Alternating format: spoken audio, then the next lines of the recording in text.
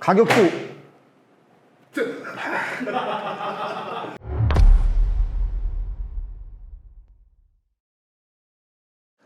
오늘은 기가바이트 지포스 GTX 1650 이글 OC D6 4GB를 리뷰해보러 갑니다. 이글이라는 새로운 시리즈인데요, 어로스의 하이 모델이라고 보시면 됩니다. 첫인상은 이 그래픽가 참 이쁘다, 보급형 그래픽카드 중에서 제일 이쁘네 하는 느낌이었습니다. 두 개 펜 사이에 사이드로 이어지는 투명한 플라스틱 부분이 상당히 이뻐요. 기가바이트 로고가 커버의 양각으로 표현되어 있고, 투명한 내부에 이글이라고 프린트해 놓은 것이 상당히 센시티브하다. 이 부분에 LED광이 들어갔으면 정말 활용 정점이 아닐까 하는 GTX 1650 이글 D6는 서로 반대로 회전하는 두 개의 90mm 펜이 적용되어 있고요. 전체적으로 매트한 컬러가 아주 모던하다고 할 수 있습니다. 백플레이트도 적용되어 있고요. 이런 부분을 보면 기가바이트에서 상당히 신경 쓴 모델임에는 틀림이 없네요. 세부 스펙은 표로 보여드릴 것이고요. 제품에 대한 리뷰는 이 정도로 끝내겠습니다. 중요한 것은 성능이니까요. 자, 게임용으로 사용할 만한 그래픽카드는 어떤 제품부터일까요? 저는 라데온 RX 570이나 지포스 GTX 1650 슈퍼라고 생각하는데요. 원래 GTX 1650이 가성비 제품으로 가장 많이 팔렸어야 하지만 여러분들도 알다시피 기대 이하의 성능으로 출시돼서 개망했잖아요. 그 결과 라데온 RX 570이 가성비 그래픽카드로 떡상을 하고 엔비디아에서는 부랴부랴 GTX 1650 슈퍼를 출격시켜서 만회를 하는데요. 이번에 GTX 1650 모델이 기존 GDDR5에서 GDDR6로 업그레이드를 해서 출시한 제품이 바로 기가바이트 GTX 1650 이글 D6 OC입니다. 기존에 출시되었던 1650 D5와 이번에 새로 출시된 GTX 1650 D6는 벤치마크 프로그램이랑 게임에 따라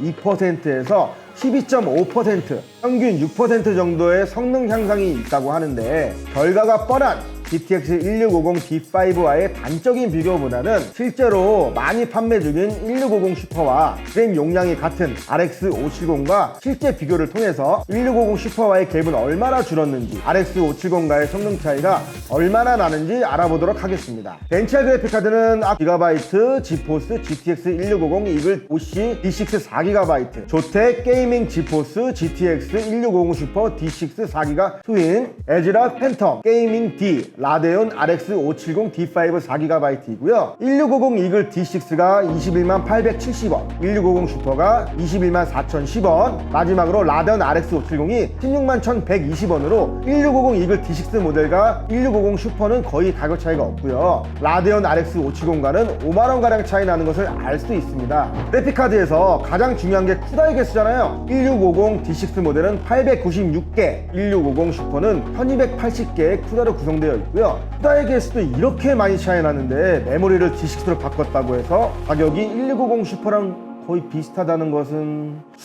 저는 이해가 절대 안 되는데요. 심지어 1650 슈퍼도 D6입니다.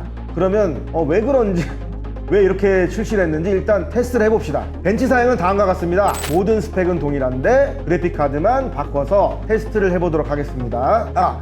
테스트는 실제와 동일한 환경을 구현하기 위해서 인케이스 상태에서 테스트를 하였습니다. 먼저 3D 마크 파이어 스트라이크입니다. 1650 이글 D6는 9342점, 1650 슈퍼는 1575점, RX 570은 11,157점을 기록하며 RX 570이 가장 높은 점수를 보여줍니다. 역시 벤치 테스트는 연산 작업에서 강세를 보이는 RX 570이 1등을 차지하네요. 가격도 5만원이나 싼데 RX 570이 솔직히 가성비기 가성비예요. 그러니까 채굴에서 많이 쓰죠. 자, 그럼 실제 게이밍 성능도 한번 볼까요? 게임은 배틀그라운드, 섀도우 오브 톰레이더, 레인보우 식스 시즈, GTA5 등 4가지를 테스트해보았고요. 테스트 환경은 풀 HD이며 아까 소개시켜드린 동일한 시스템을 사용했습니다. 먼저 배틀그라운드를 봅시다. 1650 이글 D6는 평균 77프레임, 1650 슈퍼는 평균 90프레임, RX 570은 평균 71프레임이 나오네요. 역시 1650 슈퍼가 가장 높은 프레임을 보여주었고요. 1650 이글 D6가 RX 570보다 한 6프레임 정도 높은 성능을 보여주었는데 가격 차이를 생각하면 굳이 1650 D6 모델을 사용할 필요가 없습니다.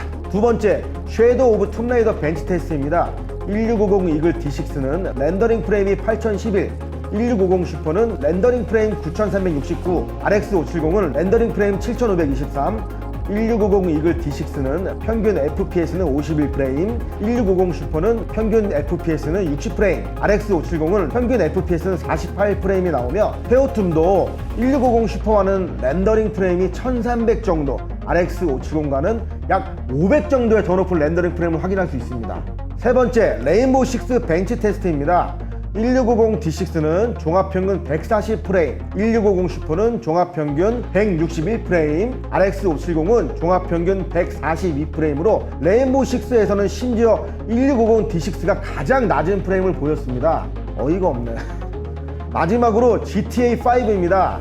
1650D6는 평균 55프레임, 1650 슈퍼는 평균 60프레임, RX 570은 평균 50프레임에도 미치지 못하는 성능을 보여줬습니다. 자, 결과를 정리해보겠습니다. 4개의 게임 중 레인보우 6를 제외한 모든 게임에서 1650 슈퍼, 1650 D6, RX 570의 성능 순으로 결과가 나오는 걸 볼 수 있었는데요. 기존 1650 D5가 RX 570한테 처참히 무너졌던 걸 생각하면 D6의 성능 향상이 어느 정도 체감이 되는 걸 느낄 수 있었습니다. 아쉬운 건 딱 한 가지, 가격입니다. RX 570과 GTX 1650 슈퍼의 중간 정도의 성능이 나온다면 가격도 역시 중간 정도의 가격으로 출시가 되어야 소비자들이 구매하지 않을까 하는 생각이 듭니다. 엔비디아는 수요가 가장 많은 GTX 1600 라인업을 사용자의 예상과 사용자의 필요의 성능에 따라 세부적으로 제공을 하고 있습니다. 이렇게 성능을 세부적으로 나눈 만큼 가격도 짜임새 있게 맞춰 출시가 된다면 소비자에게도 분명 좋은 선택지가 하나 더 생기는 건 아닐까요? 물론 1650 D6 모델이 나쁘지만은 않습니다. 쿠다가 1650 슈퍼보다 상당히 낮게 출시가 되었음에도 불구하고 뭐 크게 차이 난다고 할 수는 없어요. 메모리 변경이 이 정도의 성능업을 보여줬다는 건 굉장히 놀라운 일이고요. 만약에 가격만 안정이 된다면 저는 이 그래픽카를 추천드리고 싶습니다. 현재는 추천드리지 않고요. 오늘 리뷰는 여기서 끝마치고요. 영상이 좋았다면 구독과 좋아요, 알림 설정 부탁드리겠습니다.